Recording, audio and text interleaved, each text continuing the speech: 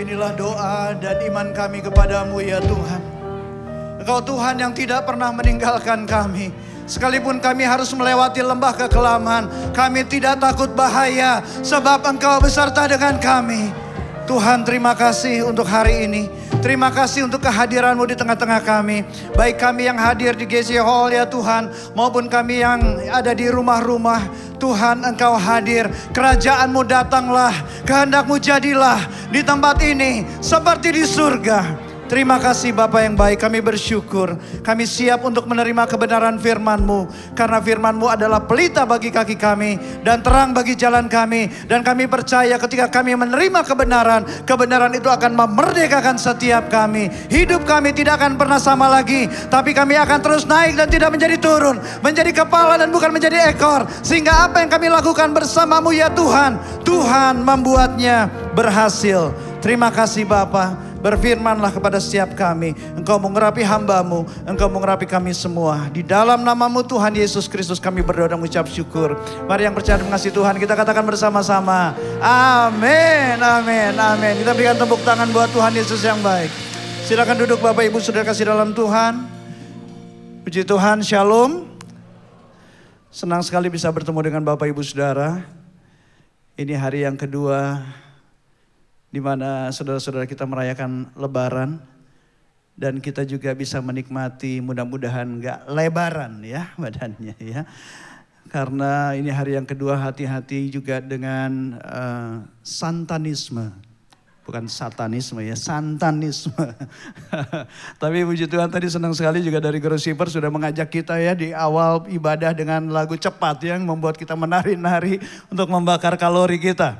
So senang sekali makan sate marangi pakai kerupuk bikinan Positi. Ditambah tempe mendoan, nikmatnya sampai ke hati. Paling asik pagi-pagi ibadah di Gandaria City. Dengar firman Tuhan pasti diberkati. Amin. Puji Tuhan. So minggu ini kita akan belajar firman Tuhan masih tentang keintiman. Ya, keintiman di dalam keluarga. Dan saya belajar bahwa salah satu alat ukur suatu keintiman dalam sebuah keluarga, dalam hubungan, yaitu adalah dengan komunikasi. Ya. Gak mungkin lah kita bilang intim kalau ngobrol aja jarang. Ya kan? Bagaimana bisa dibilang intim? Ngobrol aja gak pernah merasa nyaman, gak merasa aman, kan gak bisa dibilang intim gitu ya. Nah karena itu di minggu ini kita akan bersama-sama belajar tentang komunikasi. Tapi bukan hanya komunikasi yang dangkal ya, melainkan komunikasi yang dalam agar keintiman dalam hubungan itu bisa terwujud. Karena itu tema kita di minggu ini adalah how to build intimate communication with family. Saudara, saya perhatikan belakangan ini kok semakin langka ya. Rasanya susah menemukan keluarga yang hidup intim. Betul-betul intim luar dalam ya, bukan intim luarnya aja ya karena pencitraan, tapi dalamnya juga intim. Ya. Rasanya sulit untuk menemukan keluarga yang hidup yang unity, yang rukun ya. Sebaliknya kami sering melihat keluarga yang terpecah. Beberapa konseli yang kami layani merasa lebih nyaman untuk hidup terpisah-pisah. Padahal Tuhan Yesus Kristus yang adalah kepala gereja, ketika dia berada di dunia, dia berdoa kepada Bapa di surga. Yesus berdoa agar semua tubuh Kristus menjadi satu. Doanya Tuhan Yesus, dia minta supaya Bapa yang di dalam aku, kata Yesus, dan aku di dalam engkau, agar mereka juga di dalam kita. Supaya dunia percaya bahwa engkaulah yang telah mengutus aku. Jadi rupanya untuk membuat dunia percaya bahwa Yesus adalah juru selamat, itu gak sulit. Kalau mau menyatu. Kalau mau unity. Di awal tahun 2023, ramai berita pembunuhan di media. Ada satu model asal Hong Kong, dibunuh secara brutal, saudara. Dan mantan suami dari model tersebut dan ayah mertuanya didakwa membunuh perempuan berusia 28 tahun dengan cara dimutilasi. Pembunuhan secara mutilasi itu pembunuhan yang brutal, pembunuhan yang sadis dan mengerikan. Saudara, bagi orang-orang Kristen duniawi, hidup terpecah-pecah, hidup yang gak mau menyatu, itu rasanya indah. Udahlah, gak usah bareng-bareng lagi.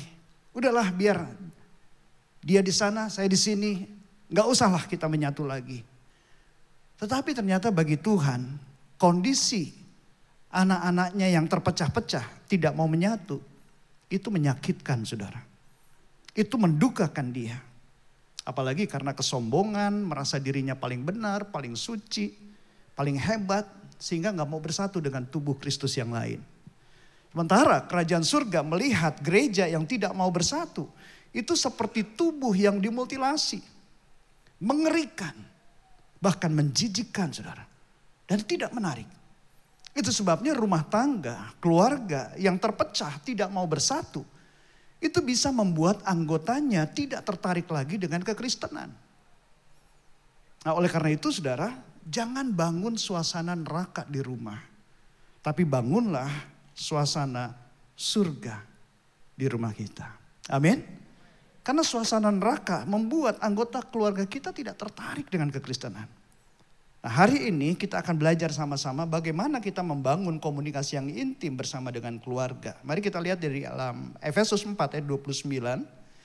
Efesus 4 ayat 29, Paulus katakan, janganlah ada perkataan kotor keluar dari mulutmu, tetapi pakailah perkataan yang baik untuk membangun di mana perlu.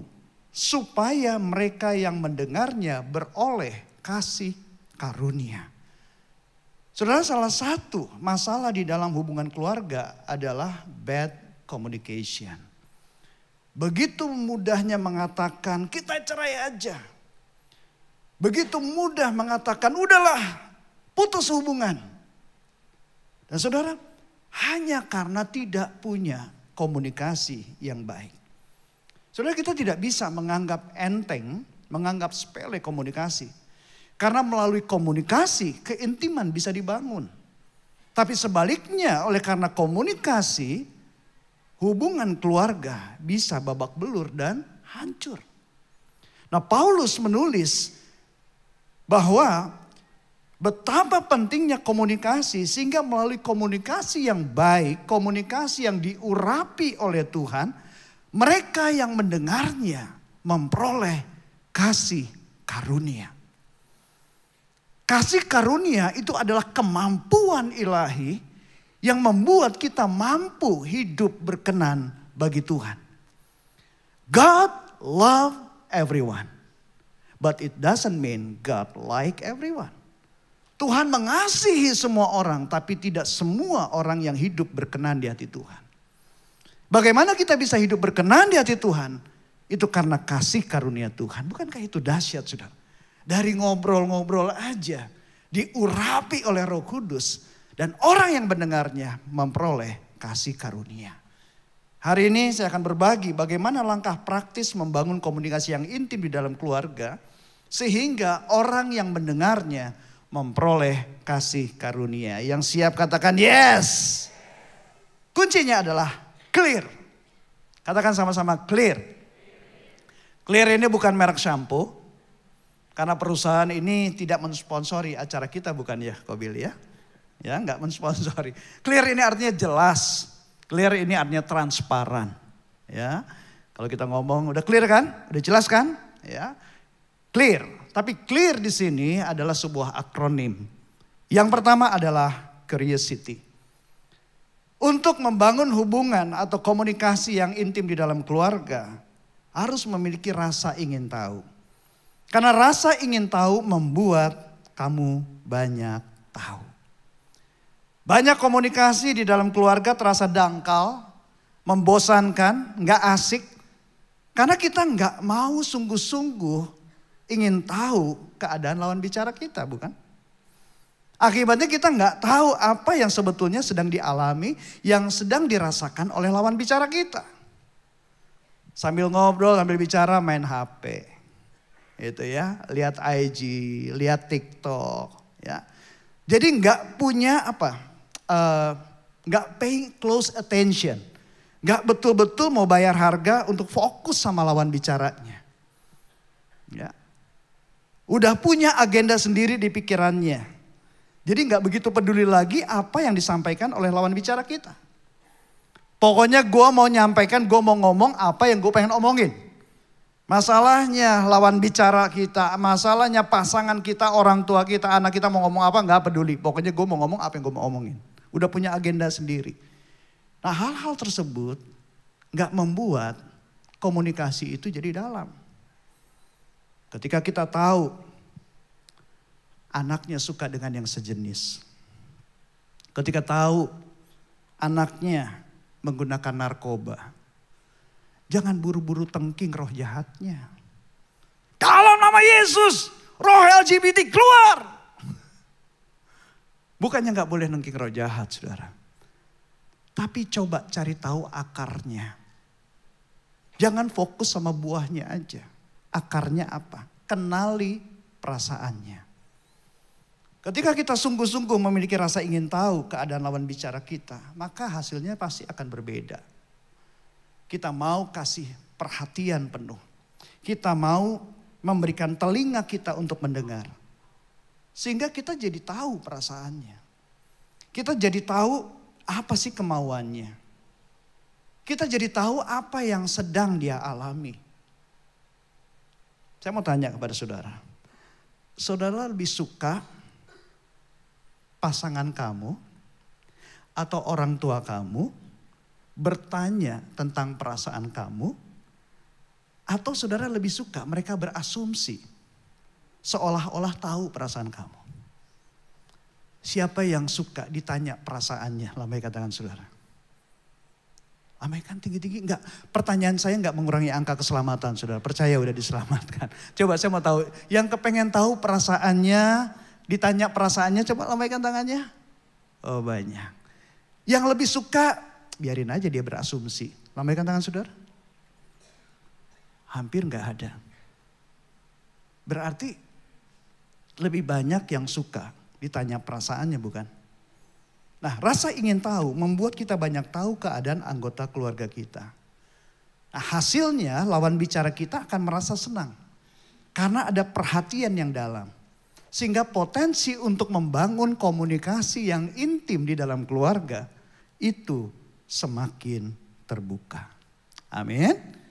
Cara kedua untuk membangun komunikasi yang intim bersama dengan keluarga adalah L-nya dari clear adalah kenali love language-nya. Mengenal bahasa kasih menciptakan atmosfer yang penuh belas kasih. Saudara, manusia berbicara dengan bahasa cinta yang berbeda-beda. Dulu kita mengenal ada 5 bahasa cinta, betul ya? Word of affirmation, quality time, apalagi receiving gifts ya. Apalagi act of service dan lain sebagainya. Sekarang udah berkembang saudara. Udah 7 ya. Ada yang bahasa kasihnya itu finansial. Bukannya mata duitan, enggak. Tapi dia merasa aman, dia merasa tenang hidupnya, merasa dikasih kalau ada jaminan keuangan. Ada lagi bahasa kasihnya itu intelektual. Ya, jadi dia merasa tenang hidupnya, merasa happy kalau misalnya pasangannya itu bisa menjawab atau menjadi tempat untuk dia bertanya. Karena pasangannya atau orang tuanya, anaknya itu intelektualnya bagus gitu. Ya, jadi ada macam-macam bahasa kasih. Nah, saudara, penting untuk kita mengenal bahasa kasih dari anggota keluarga kita. Saudara bisa bayangkan ada 2 orang nih. Satu orang Indonesia, dia cuma bisa bahasa Indonesia. Satu lagi lawan bicaranya orang Tionghoa. Hanya bisa ngomong dengan bahasa Tionghoa. Ketemu nih berdua. Ya. Yang orang Indonesia ngomong pakai bahasa Indonesia. Yang orang Tionghoa ngomong bahasa Tionghoa. Kira-kira gimana mereka ngomongnya? Hah? Pakai bahasa isyarat kan? Wah, pakai mimik-mimik tertentu supaya bisa dimengerti gitu kan. Bayangkan saudara, komunikasi dengan bahasa yang berbeda. Bisa sih bisa, tapi capeknya minta ampun.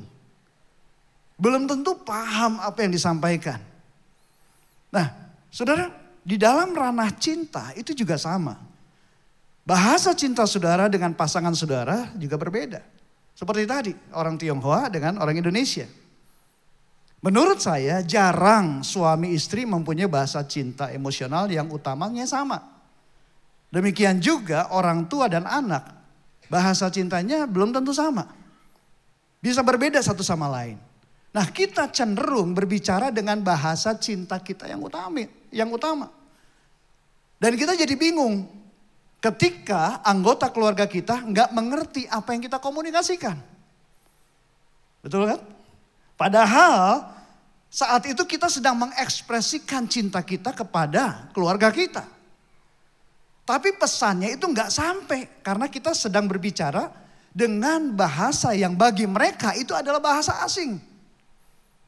Saya mengucapkan pujian kepada istri saya. Word of affirmation. Karena itu adalah bahasa kasih sayang utama itu. Ya kan? Tapi saat itu istri saya menanggapi biasa aja. Kenapa? Karena bahasa cinta istri saya adalah act of service. Nah, saudara, kalau kita ingin menjadi komunikator yang efektif dan suasana ngobrolnya itu nyaman dan menyenangkan, kita harus bersedia untuk mempelajari bahasa cinta utama dari pasangan kita, orang tua kita, anak kita. Caranya gimana, Pastor? Gampang. Caranya apa? Ya, dibicarain aja. Tanya aja bahasa cintanya apa. Nggak ngerti. Nah, kalau nggak ngerti, ada tesnya, saudara. Ya, ambil aja tes untuk mengenali bahasa cinta. Dan kasih tahu hasil tesnya. Sesimpel itu. Daripada diam-diam. Gak kasih tahu, gak ngerti. Akhirnya jadi salah mengerti. Nah, ketika seseorang dipenuhi bahasa cintanya, maka yang bersangkutan akan merasa lebih lagi dikasihi. Nah, saudara bisa bayangkan ketika seisi rumah ngobrolnya, atmosfer ngobrolnya itu penuh belas kasihan. Pasti akan tercipta suasana ngobrol yang terasa nyaman. Amin. Membangun suasana yang nyaman di dalam percakapan akan membuat hubungan tetap aman. Amin. Kalau ada cara yang aman, kenapa kita mesti diam-diaman? Tanya apa bahasa kasihnya supaya mereka bahagia karena sudah ada yang punya. Kita berikan tepuk tangan buat Tuhan Yesus yang baik. Cara yang ketiga untuk membangun komunikasi yang intim bersama dengan keluarga adalah empati. Saudara, rasa empati membangun komunikasi yang diberkati. Karena kehidupan tidak selalu berjalan dengan mulus tanpa hambatan, saudara. Setiap anggota keluarga bisa mengalami masalah. Bisa mengalami musibah. Bisa kehilangan sesuatu yang membuat dia bisa berduka. Sesuai schedule, harusnya di minggu ini saya khotbah berdua dengan istri saya. Tetapi hari Kamis yang lalu, tanggal 20 April, istri saya jatuh dari tangga, mengalami musibah, sampai jari kaki kelingkingnya patah. Tentu kejadian ini menimbulkan rasa duka buat dia dan kami sekeluarga. Saudara, di saat situasi yang buruk menimpa mereka, bukan khotbah yang mereka butuhkan. Bukan sejumlah ayat-ayat firman Tuhan yang dibutuhkan.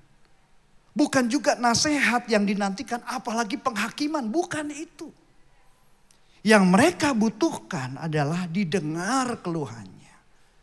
Didengar rasa sakitnya. Mereka butuh dimengerti perasaannya. Butuh diterima tangisannya. Dan mereka butuh didoakan. Mereka membutuhkan empati dari saudara. Empati adalah kemampuan untuk memahami pikiran dan perasaan orang lain dalam suatu situasi dari sudut pandang mereka, bukan dari sudut pandang saudara. Coba lihat bagaimana Yesus menunjukkan empatinya. Ketika dia tahu Maria dan dan yang lain-lainnya berduka. Alkitab mencatat ketika Yesus melihat Maria menangis dan juga orang-orang Yahudi yang datang bersama-sama dia, maka masyiggullah hatinya. Ia sangat terharu dan berkata, di manakah dia kamu baringkan? Dia tanya, di mana kamu dia baringkan? Gimana perasaan kamu? Dia tanya. Jawab mereka, Tuhan, marilah dan lihatlah. Alkitab mencatat apa? Maka menangislah Yesus. Tidak tertulis, saudara. Yesus berkata, bangkit dan jadilah pemenang. Yesus tidak mengatakan, kamu harus kuat Maria. Jangan seperti orang yang tidak beriman, bangkit. Yesus tanya keadaannya. Dan Yesus ikut menangis bersama dengan mereka. Jangan dipikir orang yang menangis itu kurang iman, men. Itu adalah bentuk empati. Nah, bagaimana rasa empati saudara terhadap kesusahan anggota keluarga saudara? Saudaraku, rasa empati membangun komunikasi yang diberkati. Karena Allah yang berempati hadir untuk memberkati. Kita berikan tepuk tangan buat Tuhan Yesus yang baik. Cara yang keempat untuk membangun komunikasi yang intim bersama dengan keluarga adalah attitude. Katakan sama-sama attitude. Perilaku yang baik mewujudkan hasil yang baik. Saudara, level kekristenan salah satu ukurannya adalah kelakuan kita. Maunya sih hubungan keluarga kan bisa selalu akrab, betul ya? Maunya sih hubungan keluarga selalu damai-damai aja, bahagia, diberkati, benar gak sih? Tapi kenyataannya kan bisa mengalami yang namanya konflik, betul gak? Nah, tapi ketika konflik terjadi, attitude kita dalam berkomunikasi untuk menyelesaikan masalah akan menentukan kepada hasil yang baik atau tambah hancur. Mari kita lihat Yesus ketika dia menangani murid-muridnya yang meninggalkan dia sendirian di Taman Getsemani. By the way, saudara pernah enggak ditinggalkan oleh keluarga dan saudara harus menanggung sendiri masalahnya. Dan ini soal hidup dan mati, pernah enggak ngalamin seperti itu? Yesus pernah loh. Bahkan Petrus bukan hanya meninggalkan Yesus, dia juga pernah menyangkal bahwa dia mengenal Yesus. Saudara pernah gak diakui oleh teman saudara? Gak diakui oleh keluarga saudara? Pernah ngalamin seperti itu? Pasti rasanya menyakitkan, bukan? Nah, Yesus mengalami seperti itu.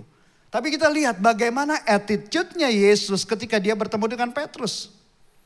Alkitab mencatat bahwa sesudah sarapan Yesus berkata kepada Simon Petrus, Simon anak Yohanes, apakah engkau mengasihi aku lebih daripada mereka itu? Jawab Petrus kepadanya, benar Tuhan, engkau tahu bahwa aku mengasihi engkau. Kata Yesus kepadanya, gembalakanlah domba-dombaku.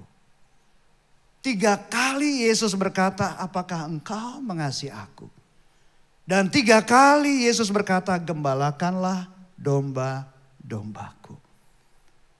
Saudara, walaupun Yesus pernah dikhianati, Yesus pernah disakiti, tetapi attitude Yesus tetap santun. Waktu Yesus berkata kepada Petrus, apakah engkau mengasihi aku? Dan Petrus berkata, benar Tuhan. Yesus gak bilang, Pet, ngaco lu. Lu ninggalin gua lu, kurang ajar. Anak setan lu. Gak begitu. Tapi Yesus tetap santun. Artinya perilakunya tetap halus, baik. Budi bahasanya, tingkah lakunya, sabar. Apalagi tenang dia, sopan. Penuh rasa belas kasihan. Dan yang menarik, dia memberikan solusi. Gembalakanlah domba-dombaku. Sehingga apa? Petrus kehidupannya berubah. Memperoleh kasih karunia tadi. Perkataan Yesus yang baik disertai dengan perilaku yang baik. Membuat Petrus menerima kasih karunia sehingga kehidupannya berubah menjadi baik. So, bagaimana attitude kita ketika menghadapi situasi yang tidak sesuai dengan ekspektasi? Apakah sama seperti Yesus Kristus? atau sama dengan Yesus Barabas? Sama-sama Yesus, tapi yang satu Kristus, ya satu lagi Barabas. Barabas ini narapidana, tahanan politik ya Romawi waktu itu. Orang jahat. Hari ini saya melihat banyak para pria. Ada berapa banyak para ayah di tempat ini? Para ayah boleh lambaikan tangannya? Wah, banyak para ayah. Ada berapa banyak para pemimpin, para leader? Boleh lambaikan tangan saudara? Mungkin pemimpin di keluarga, pemimpin di perusahaan, di pelayanan ada? Saudaraku dikasih dalam Tuhan. Perhatikan perkataanmu dan perilakumu. Karena perkataan kita dan perilaku kita itu ada menentukan level kepemimpinan kita. Oleh karena itu saudara, perkataan yang baik disertai dengan perilaku yang baik akan mewujudkan hasil yang baik. Amin. Kita berikan tepuk tangan buat Tuhan Yesus yang baik. Dan cara yang kelima, yang terakhir untuk membangun komunikasi yang intim bersama dengan keluarga, saya undang untuk teman-teman worship leader boleh kembali ke tempat. Cara yang kelima yang terakhir adalah respect. Saudara, sikap hormat menjaga hubungan tetap selamat. Kok bisa gitu sih Pastor? Karena respect itu artinya memperlakukan dengan istimewa. Respect itu artinya menganggap penting. Perintah Tuhan, hormatilah semua orang. Semua orang itu siapa? Ya pasangan kita, orang tua kita, anak kita, sesama saudara, adik kakak kita. Lawan dari kata respect itu adalah menganggap remeh, tidak menganggap penting. Karena itu tanpa sikap respect, maka tidak mungkin punya curiosity. Tanpa sikap respect, tidak mungkin mau memenuhi love language lawan bicaranya. Tanpa sikap respect, tidak mungkin punya empathy. Anggap enteng, anggap remeh, gitu aja nangis, gitu aja. Langsung mau healing, cemen. Tanpa sikap respect, tidak mungkin menunjukkan attitude yang baik. Dan kabar baiknya, hanya ketika kita mengalami kepenuhan kasih Allah, kita bisa fully respect kepada semua orang.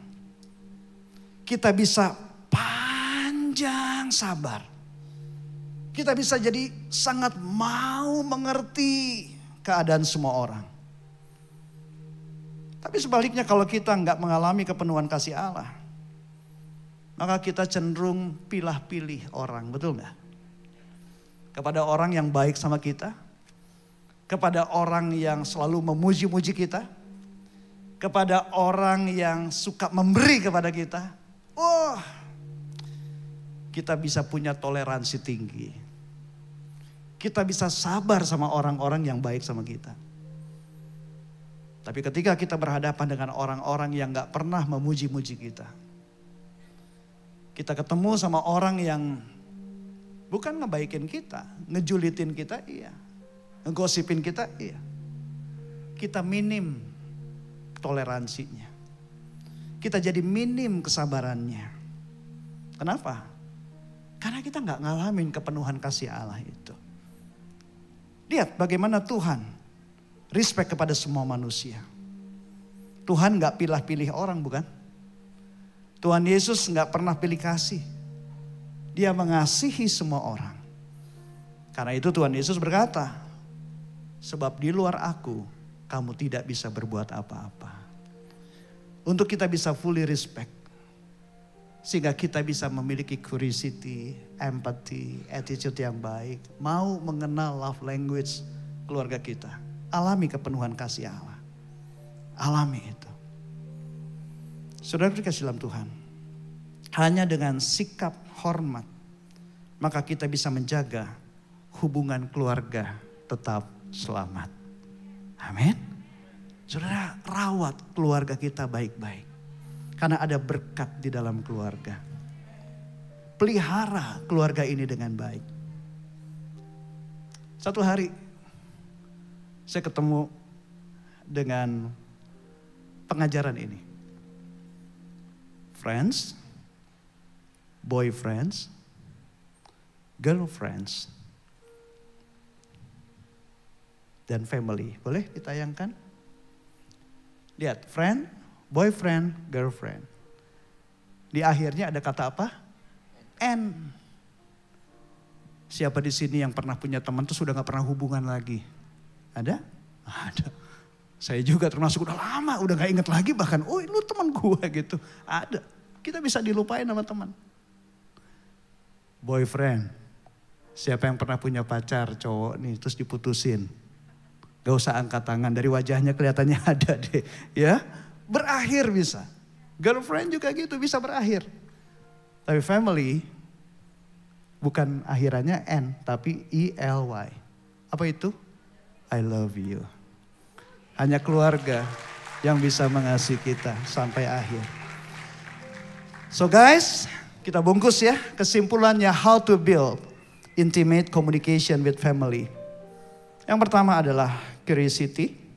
Ada rasa ingin tahu untuk mengenal keadaan lawan bicara kita. Love language, empathy, attitude. Yang terakhir, respect. Disingkat apa? Clear. Jelas ya? Transparan ya? Kita berikan tepuk tangan buat Tuhan Yesus yang baik. So mari kita bangun keluarga yang sehat dan kuat dengan komunikasi yang clear. Ingat aja, burung merpati hinggap di atas gajah. Hidup dan mati dikuasai lidah. Amin. Kalau mau diberkati harus berubah. Tapi kalau nggak mau masih berkeras, ya sudah. Nah. Pokoknya tetap semangat, bangkit berdiri sama-sama. Masih ada waktu untuk kita bisa berubah menjadi lebih baik.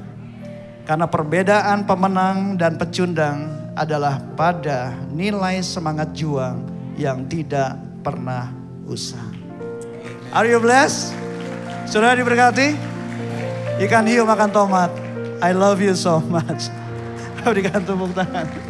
May his favor be upon you and 1,000 generations, in your family, in your children, and their children, and their children. May his favor be upon you and 1,000 generations, and your family, your children, and their children, and their children. May his favor be upon you and 1,000 generations, and your family, your children, and their children, and their children. May his favor be upon you and 1,000 generations, and your family, and your children, and their children, and their children. May his presence go before you and behind you and beside you, all around you and within you. He's with you, he's with you in the morning, in the evening, in your coming and your going, in your weeping and rejoicing. He's for you, he's for you, he's for you, he's for you, he's for you, he's for you, he's for you, he's for you.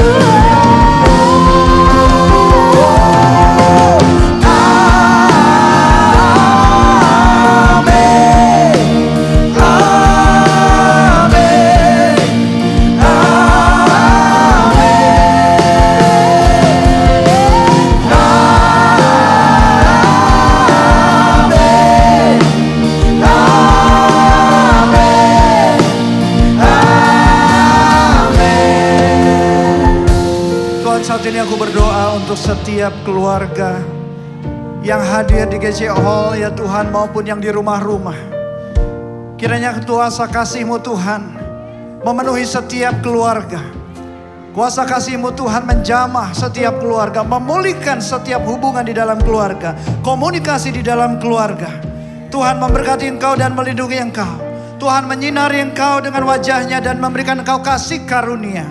Tuhan menghadapkan wajahnya kepadamu dan memberikan engkau damai sejahtera. Amin. Amin. Amin. Tuhan Yesus memberkati.